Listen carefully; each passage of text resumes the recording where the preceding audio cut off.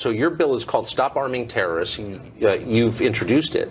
And your idea, as I understand it, is, look, the average American, you, me, not allowed to send weapons or aid terror groups. We would be thrown in jail. But the U.S. government, as a matter of policy, arms and aids these groups for a bunch of different reasons. But that's happening. Well, and this is the problem, Tucker, is that there's a double standard here.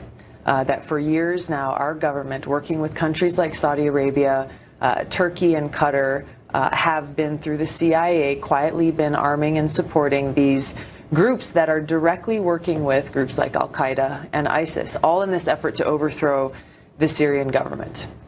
They've been funneling support through countries like Saudi Arabia and others who are also, again, directly supporting these groups. This is madness that this has been allowed to occur for so long, and madness that we have allowed the devastating consequences to occur as a result without checking it. And that's exactly what my bill does.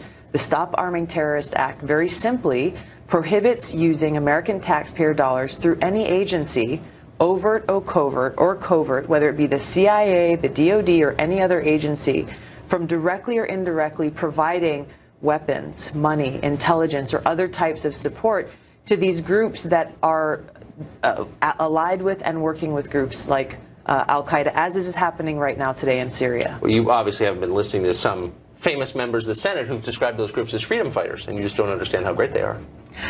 Clearly.